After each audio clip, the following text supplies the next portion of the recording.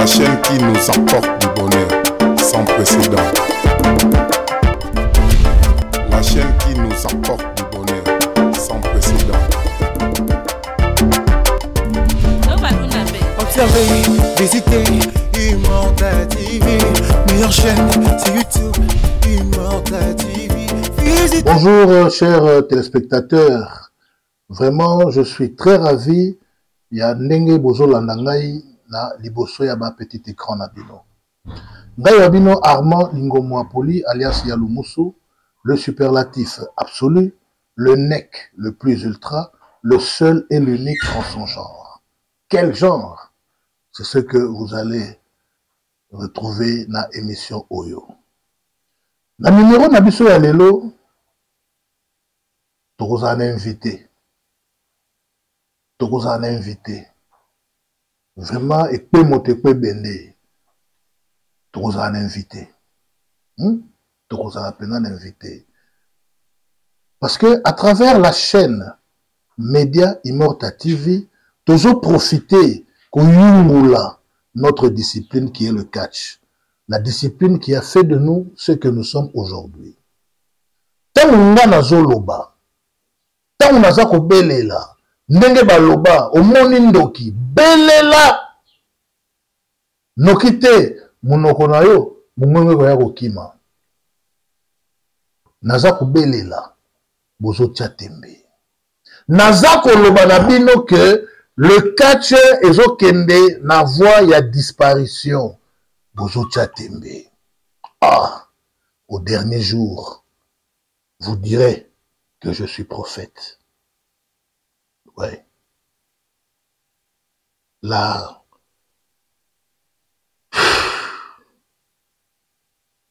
le catch, c'est un sport. C'est un sport comme tout autre sport. Mais pourquoi? Pourquoi? Dans d'autres disciplines, nous avons des mécènes, nous avons des annonceurs, nous avons des sponsors. Mais la catch, ils ont raté. Ils ont raté sous-souté. Depuis président Henri Nko Nkiete à Sukola Maboko, on dirait mayo à Sukola Maboko wana et comment et bongama ki maya malédiction. Tant bo sopi mayo wana boué, zoka bo sopi de catch. Donc il avait le catch dans le sang, il avait le marketing dans le sang. Et il savait comment qu'on s'est cassé en 1000 morceaux pour commercialiser cette discipline. Il n'y avait pas de combat en plein air. Bon, Mogomi Balé, oui, mais ma combat même où ils ont sponsorisé, Batoubaza Goya Bao Futambongo. Mais beaucoup de monde a dit que Bana Moba Mike, il y a 8 ans, 9 ans, 7 ans, 6 ans, Makolongo, Tolo Polele, il y a pas de babillé. Bon, mon a dit. À moins que Bayana ba parents na bango et puis bien habillé, mais les loyaux. Je peux même citer les noms de certains catcheurs au bamon arakebaza ba grand sans sponsor. Yoza catcheur oza grand, oza na combo na kati ya mboka. Mais mokolo moko te annonceur moko ayeko lukayo. Engaye! Hey! Non, c'est pas possible. Ce n'est pas possible. Kolobaloba, mongongo pasi. Tout que non a régi. Régi et la biso. Un catcheur, binone boeba. Azam fumu, aza féticheur, Azanani, boluka kombo oyo, bokobenga ye. Et puis, bon se poser aussi ma question sur lui, boni pesa ma réponse. Patient Lingomo Makuna, enfant chéri à papa, Mbebo Rose, à vous. La chaîne qui nous apporte du bonheur sans précédent. Kabisi noko nangaki to limite ça lelo comme na mboka na yo lukila biso kwa moko bo même côté école to chat des autres ça la entraînement to na ke biso ba village loko na to mona na aneni ezalaki na 2001 2002 ouais donc 2001 2002 na sengi noko bandi ko s'entraîner wana na tena na ju pouvoir ote ok otono kaka na saka mutu simple mona classe na tana kana ngai Nabisi noko mena moni bato na kuna buta eza mboka na biso soki bango bakei nana kotikala na eloko wana c'est que non noko ngai fona koma na bango sengela kaka basoda tozoba na époque basoda soko moni teni omoni lokola ke ayepa na ye zoka yene pa na ye ti noko ayebisaki bango azokinga abandaki ko entraîner nga wana baza ko entraîner nini baza entraîner nga lutte ezalaki lutte série wana mais lutte ezalaki un peu moins faut la vérité po baza basoda ouais 2 semaines na position donc surtout 5 jours na village 2 semaines na position 5 jours na village lutte ya likukuma lutte ya likukuma na Lingala alors tango ba 6 heures ko entraîner nga komaki na temps moko faut ba changer équipe ya bisinga te toko tika pe mboka oyo boyete c'est que faut tikala sala yo okomisa yo maître lokola pe biso nde tozobunda ndenge ozomona tozosala démonstration ndenge tozobunda donc yo tofeza la bongo en tout cas papa na ngai kabo personnel akangelaki nga motema te ye nde moto akomisa ye na kati kabo oyo wapi La chaîne qui nous apporte du bonheur sans précédent. Merci Régie. Il n'y a aucune kele, il n'y a aucune nausée. Heureusement, on a l'air de frites. Si on a l'air de frites, on a sanza. Si vous Holanda, vous se posez ma question, vous me posez ma réponse. Mais la question que vous se posez, est-ce que Nabouye, vous avez mécène? Nabouye, vous avez annonceur? Nabouye, beaucoup sponsor. Point d'interrogation. Je ne peux pas m'attarder dans ma camouya salité bouillée. Bon, pour Naza propre, Naza obligé de continuer parce que le catch, c'est un mot. C-A-T-C-H. Le mot catch. Ce mot taliango, il y a une signification. Catch l'accineni. Kanga, Tombola, Bamba, Boaka, Ndenge yo olingi. Kati la kisite, mususu eza yango. Bosoyo mutoye ba note kati la kisineni. Na banzi so ba poser question na chaîne moko ya télévision okokoka ko répondre. J'avais annoncé au début que nous avons un invité.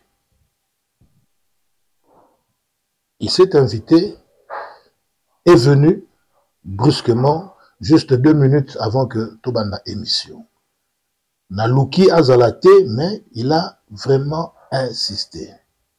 Il a un message. Et mes chers téléspectateurs, je dis bonjour à mon invité. Bonjour, papa. Bonjour aussi. Bonne. Ça va. Et ça ne va pas pour Kanda Bouhenini. Mais Kanda, nous sommes en altitude. Il y a un problème? Non. Bon, ce que nous avons fait, c'est pas. Oh. Mais les fanatiques, les téléspectateurs, bazota la yo, et puis ils ont moi sourire, à tous ont trop brutal, nous avons moi sourire, aux se capé moi mouké, mais les lopena, même madame nazota la yo, bana baota lo, nous avons nelunya okanga. Nous avons kanda mutu moko, animal. Oh, papa. Mais on a besoin. Bon, animal on vraiment, on a kanda na ye, on lukaye awa. Et si ka tout na lukaye. Bon, on lukaye pas na ngaza la kanaye. Mais on met Massango, il nous a journaliste. Mais Massango. Ouais, c'est clair. Oh. Lobananga n'a pas ça numéro de téléphone ya animal. Obenga animal. na pesa yo numéro ya animal obenga animal oyo na lobaki na yo na se na lobaki o na lobi nde yango wana numéro no sanoni so na vu numéro poto solani à se préparer nde à se préparer mais quand ça porte parole ya animal mais non l'heure ozo passer émission yo yebi nde no salaka soki akomona lokola tindelanga message na nzela na yo c'est ça na zo ça peut kaka message na nzela na yo. C'est clair. Chers téléspectateurs, comprenez, mais ils ont penangate, ils ont qui sont été. C'est un message dans la caméra, animal azolandayo, pesaye, info, oyo, yo monique kogi ko pesa, maloba nini, oyo kogi ko loba, loba nae ayokayo. Maloba nanga ezaboye, animal s'est préparé. Bon, merci la loba qui, malobo timbola ki ngai, na yoki yango, mais na moni ekomo kende mabe. Pour risquer na yati chebino. Alors, pour na ya chebino te, donc il pesa la réponse. Nous tuna nyonso, ezaka na yano nango. O na lobi yango wana, préparé, ngai ceinture wana nde on a rejoa. O yayo. O bato o zo ceinture pa bango ba faible. Donc ngande na koki na yango. O na ebi nini na oloba. Pe na ebi lolenge na za. O na lobi nde yango wana ezali. Titre ya champion de Kinshasa? Oui. Na sena loba ki yango. En tout cas, merci. Merci beaucoup. Merci, chers téléspectateurs. C'est bien, c'est bien, c'est bien, c'est bien, c'est bien, c'est bien. Torokena na régie, patient Lingomo Makuna. Uchela biso, moi, eloko moko bouye. Et puis, toi, kozonga na plateau. Merci. La chaîne qui nous apporte du bonheur sans précédent. Zaba Moutou, Zaba Valeur, c'est Ricky Sosa, catcheur ici en Belgique et qui catch un peu partout en Europe. Voilà, j'ai une petite annonce pour Média Immortal TV. Média Immortal TV. Voilà, ces derniers temps, j'ai beaucoup entendu parler de Animal, autorité du ring. Mais d'abord, je vais commencer par Animal. Toi, tu es qui? Tu es quel animal? Ici, les vrais lions, les vrais éléphants. C'est ici que ça se passe, ici en Europe. Quand moi je vais débarquer là-bas, au Congo, ce sera qu'un insecte, une petite fourmi. Je vais t'écraser, comme j'écrase tous mes adversaires ici. Aujourd'hui, ça fait 6 mois que je défends ce titre avec succès. On va mettre 2 adversaires, 3 adversaires, mais je les défends et je gagne. Et je rentre à la maison avec une victoire. Et quand je vais arriver là-bas, c'est de la même manière que je les écrase ici, que je vais t'écraser. Et tu seras qu'une petite fourmi, un petit crabe, un petit... Bref, passons maintenant à autorité du ring. Autorité de quoi? Autorité de qui? Quand je vais arriver dans votre ring, c'est moi qui vais mettre la loi. C'est moi qui vais mettre la loi dans le ring. Vous allez m'appeler autorité du catch congolais. Voilà, c'était le petit message. Zaba Moutou, Zaba Valeur. On se retrouve. La chaîne qui nous apporte du bonheur sans précédent. Merci beaucoup, patient Lingomo Makuna. Kolo Régie, le grand réal. Biso tozongi na plateau. Yomoko Oyoki, Yomoko Landi. Ke Monique Zangate. Oh, Sunani. Non, yo. Entraîneur Shaolin, s'il vous plaît, tout solo lara bien, nayambaka bien, nasekisaka bien, nalingaka mingi. Kanga bibele na yo. Kanga bibele na yo. Po, naza na dossier mususu. Nani makoti makambuki ya libanda te. Nazo s'occuper nano na animal. Alors, wana lisusu nani. Or, mkwa rembrier situation. Kotanga kombo na nga par-ci par-là. Bino moko bomoni boyoki mokili mobimbala yoki autant kombo autorité on dirait eloko moko boye to moi mutu moko kam mutu moko boye mais nalobi na s'occuper na animal l'air mais aussi ça animal bon to yeba na solo ya kuna o ceux qui l'ont conduit le bébé, vous êtes de quota. Petit guinéen, nous pouvons appeler la animal. Et après, CG, s'il vous plaît. Oui. Papa, ceux qui a coupé les moines, babé la guenaille.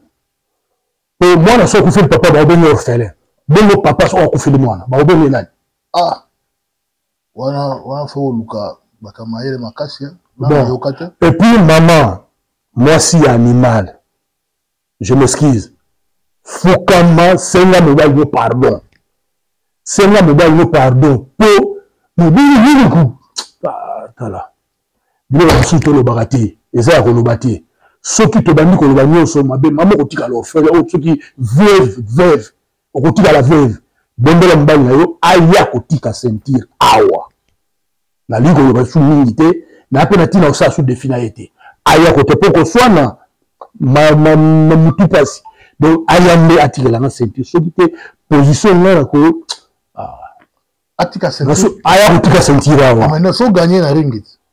Aya ko tika pe na ebiki na ko buka ye donc na ko gumba ye ça va. C'est autorité du ring. On a les autorités du ring. Na ligne ko ba su belete. Donc animal yaka kotika sentir yo moko na malé na luka yoti oso na lukio et vous allez mabe alors ne la lobby et belé zati la suki wana oh mais papa obimi OK ka malamoko ah vraiment chers téléspectateurs binomo bomoni ce n'est pas moi. Nga na tche mungwa te, na tche songi te, ce n'est pas moi. Hein? Ce n'est pas moi. Animal, Léon, champion, le véritable champion de Kinshasa, ce n'est pas moi. Ce n'est pas moi. Ah! Yope, moi na oyo, moi no yope na Belgique, moi no vraiment. Hein? Ok, vous provoquer autorité de ring sous pour na nini. Na autorité de ring na animal, okomi ko kanela sous bango. Ah, Shaolin. Kobo est pas fatigué. Ipsa moi na alembisa. Ipsa lembisa. Ah.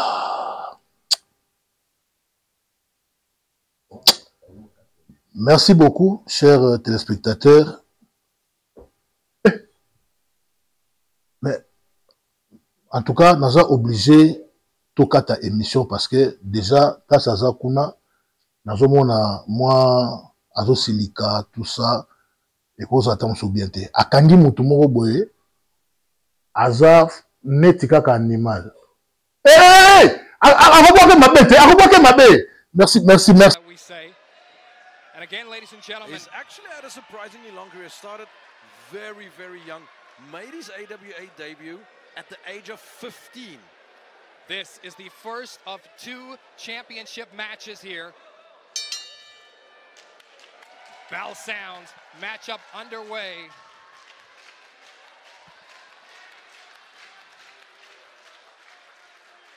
Nice African honor. I'd follow it up with a punch, though. Of course you would. Here we go now. Lock up center of the ring. Our opening match here at the Coca-Cola Royal Rumble. 2 extremely agile guys. Absolutely. And the thing about Zeffy is, for a man of his size and stature, the things that he does is absolutely incredible. Not something that you'd think he would be able to accomplish inside that ring. Well, as you can expect, wow. Speaking of agility. As you can expect, he started out a little bit less bulkier than this, but that's dad strength. That's just what happens when you get older. Your bone density goes up, your rest of your body wants to match. Wow, wants to match that. Anyway, still a tremendously agile competitor. He's got that beautiful mix of African styles, that luta livre, as the old Portuguese colonies would like to refer it, or the catch from the French colonies. He's just a beautiful mix of African wrestling. Absolutely, of course, as I mentioned in his introduction, from the DRC. Nice. And you can see the acrobatics there. Oh, And it's the good time kid who responds in kind, but not kind. Je m'appelle Monster Robinson et j'adore casser les gueules. Moi c'est Crazy Joe. Moi c'est Sheikh Kamal. Personne ne peut me tester. C'est moi qui contrôle. Mon adversaire il a intérêt à avoir bien pris ses vitamines ce matin. Moi je suis incognito, je suis là pour catcher. Allez, laissez-moi tranquille.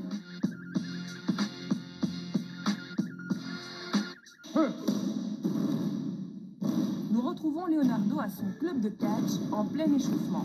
Alors ok, ça sert à quoi si on décolle comme ça? Quand le directeur du club prend la parole, personne n'ose le défier. Voilà, regarde, vas-y. Et voilà, laisse tomber comme ça. Champion intercontinental de catch, ceinture noire de judo, de karaté, de jiu-jitsu et ancien entraîneur national de catch en République démocratique du Congo, le palmarès de Shaolin Showman est impressionnant. Engagement, on va choper la tête de l'autre, ok? Bon. Hop là, je tiens, ok? Et je tiens ma prise. Je ne fais pas comme ça. Nous, on ne fait pas du théâtre, hein? Des compétences que le quinquagénaire met désormais au service des jeunes de quartier. C'est à lui de faire contre-attaque. Depuis plus de 10 ans, il leur enseigne les fondements de la lucha libre et le catch mexicain très acrobatique. Patrick bien dégagé. Pourquoi Patrick dégagé? Quand on prend la photo, ça fait bien là, ok? Photographe. Là-bas, il y a le public et c'est l'autre côté aussi, il y a le public. Allez, je montre que je suis plus fort. C'est une combinaison en fait. Il y a du sport dedans, il y a aussi la partie show. Donc voilà, les deux, il faut que ça aille ensemble en fait. Et ça, c'est très important. Qu'est-ce qu'ils ont de plus dur à apprendre? Le catch, ils ont le catch. Maintenant, travailler du côté show, ça, c'est ça qu'il faut vraiment travailler avec les jeunes. Parce qu'ils sont timides et tout. Il y a même ceux qui montent sur le ring et parfois, ils ont tendance à ne pas regarder le public en fait. Ils catch, il est concentré par rapport à son adversaire, mais l'aspect public où l'espace et tout, tu ne vois pas. Ça va, une, ouais. Gladiateur des temps modernes, nos jeunes ont encore beaucoup à apprendre. Ah, voilà, c'est pour ça qu'il faut travailler bien et ça. Ce ventre-là, ça doit partir en fait. Car de tous les sports de combat, le catch est sans doute le plus difficile. En même temps, ok? Bien. Ouais, voilà, t'as pas d'équilibre toi, hein?